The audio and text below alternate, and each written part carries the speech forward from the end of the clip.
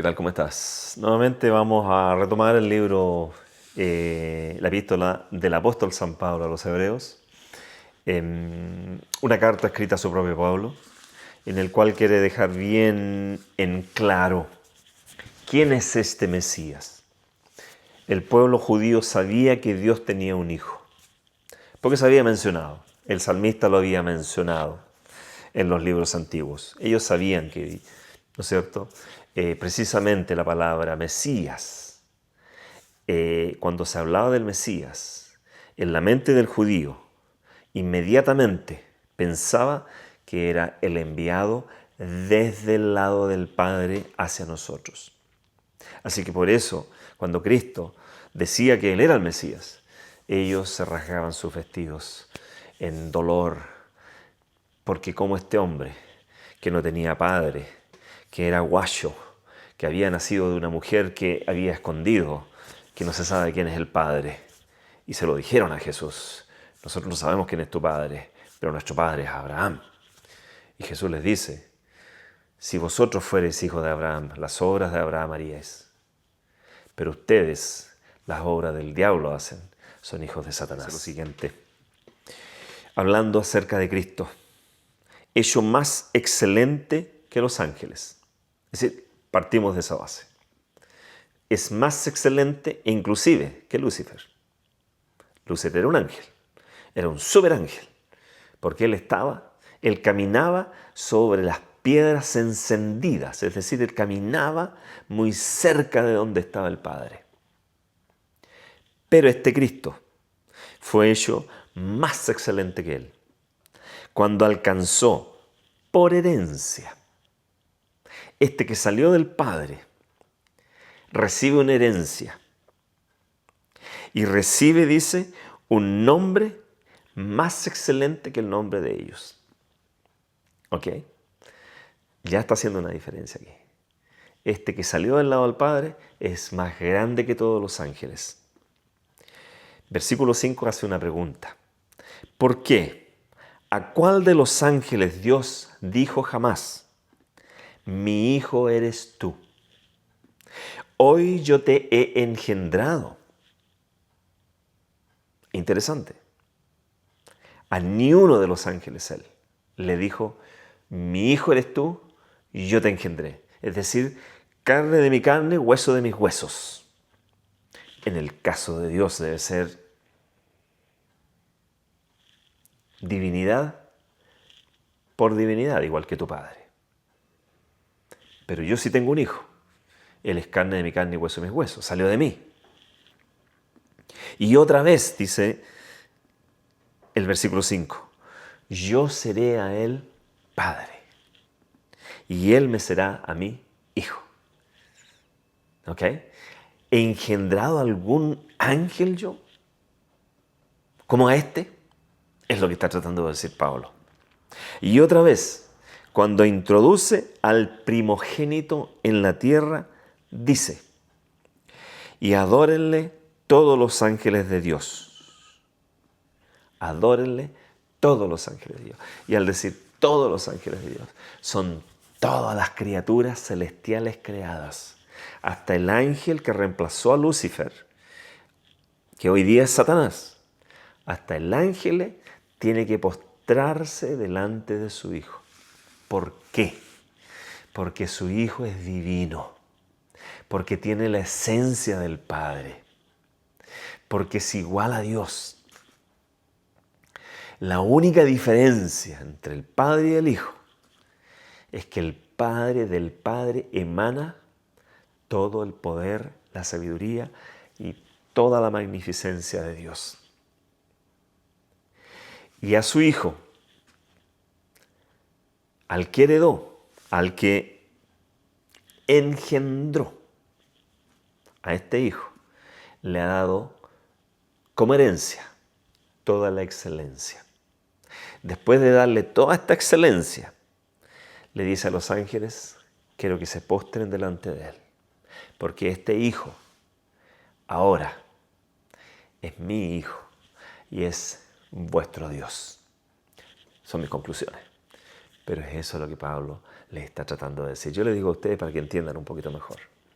Dijimos en el capítulo anterior, open-minded, una mente abierta, porque lo que la Biblia nos está enseñando, quizás nunca lo hayas escuchado de un púlpito.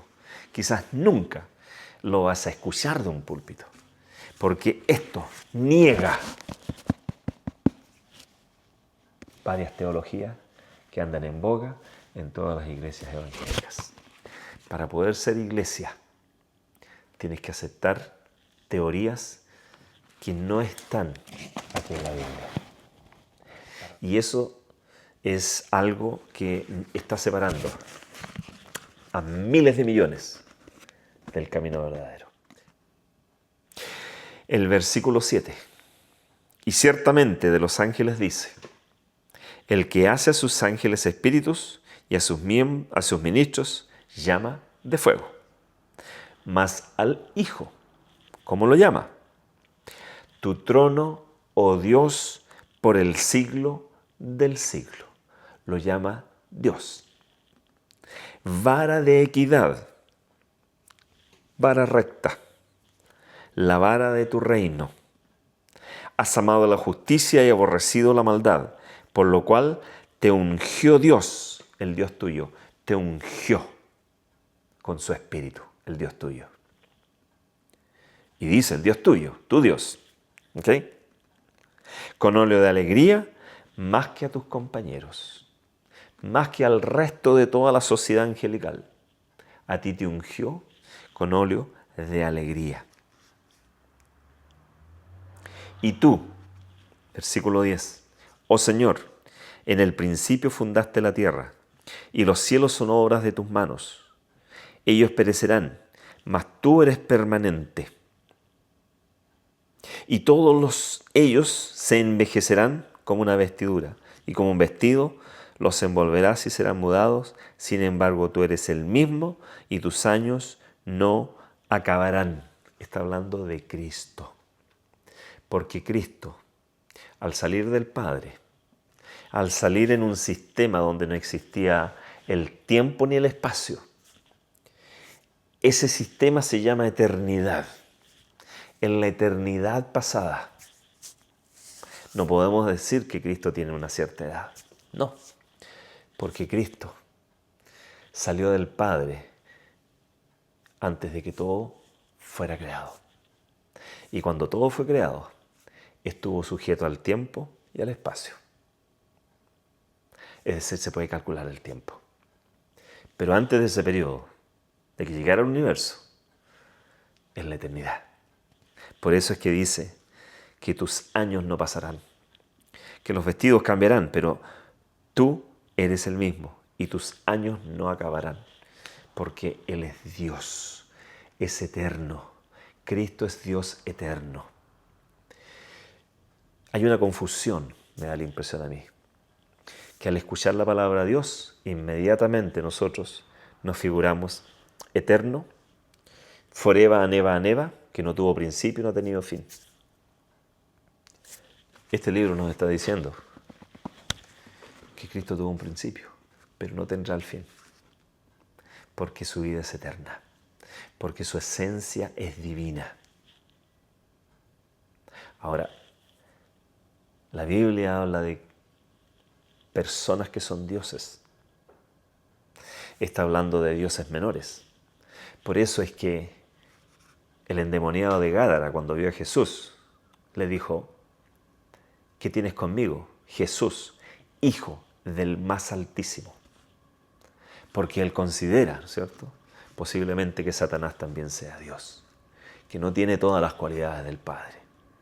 Pero él se consideraba Dios cuando él quiso tomar la posesión en el cielo. ¿Ok?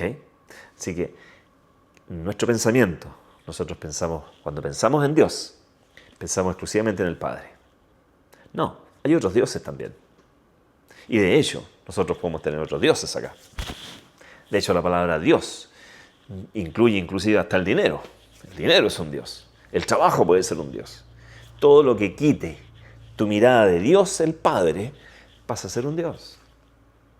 Entonces, tienes que abrir tu mente para entender un poquito lo que significa la palabra Dios. ¿Ok? Hablamos de Elohim, que se le dio a Moisés. Cuando se usa en el hebreo, que tú serás Dios para los egipcios. La palabra que se usa en hebreo es Elohim, que es la palabra que se usa en el Génesis. En el principio creó Dios los cielos y la tierra. Pero, vamos al versículo 13, ¿qué es lo que dice? Pues, ¿a cuál de los ángeles dijo jamás, siéntate a mi diestra? Como a Jesús. Ustedes saben que Jesús hizo el 360. Vino del cielo, bajó acá, murió por nosotros, volvió al cielo. ¿Y dónde se sentó? Dios le dijo, el Padre le dijo, siéntate a mi diestra. ¿A cuál de los ángeles le dijo, siéntate a mi diestra? Hasta que ponga a tus enemigos por estrado de tus pies. ¿No son todos espíritus administradores? Todos los ángeles son espíritus administradores, enviados para servicio a favor de los que serán herederos de salud. Qué interesante, que hasta los ángeles se le llaman espíritus. Son espíritus santos. ¿Por qué no? Son seres santos. Podríamos llamarle espíritus santos, pero el Señor se está refiriendo a los ángeles. Así que nuestra mente se abra un poquito. No la tengamos tan cerrada como una nuez. Craquetín, ábrela y empieza a pensar un poquito fuera del cuadrado. Quiero que leas nuevamente el capítulo 1. Tiene una profundidad enorme. La intención de Pablo era mostrarle a su propia gente quién era este Jesús, que es Dios, que se llamaba Mesías en el Antiguo Testamento. Ellos lo conocían como el Mesías. Iba a venir el Mesías, iba a venir el Hijo de Dios. Ellos sabían que había un Hijo de Dios. Somos nosotros, los del Nuevo Testamento, los porfiados, los gentiles, que decimos, no, Él tiene nombre, Hijo de Dios, pero él es tan eterno, no tiene principio, no tiene fin, como el Padre. Son iguales los dos. No. Esto está diciendo que Dios lo ha engendrado. En alguna parte, en la eternidad pasada, Cristo fue engendrado. Él es el primero dentro de mucha creación. Él sacó a su Hijo de sí mismo, le dio su naturaleza divina, le dio el poder de creación. Se sentaron juntos a crear, a planificar la creación del universo. Pero eso es lo que Pablo le está enseñando a su pueblo. Que este Mesías, el Hijo de Dios, vino a la tierra, lo crucificamos, se fue al cielo a sentar a la diestra del Padre. ¡Qué honor! ¿Por qué Cristo se sienta a la diestra del Padre? Porque en términos de linealidad, Él está al lado de su Padre. Pero la silla principal la tiene de quien emana todo el poder. Cristo lo tiene, porque Dios se le heredó a su Hijo. Que Dios te bendiga. Nos vemos seguramente en el capítulo 2 de Hebreos. Si es que hay algo, ¿no es cierto? Acordémonos que es una epístola. Vienen muchas enseñanzas para la iglesia hebrea, para la iglesia, para los hebreos, porque los hebreos estaban siendo partícipes de él, creyendo en este evangelio nuevo, que era el evangelio de Cristo. Que Dios te bendiga. Nos estamos viendo en la próxima. Suscríbete si quieres saber más de esto. En el nombre de Jesús. Amén por ti. Y que Dios te cuide. Adiós.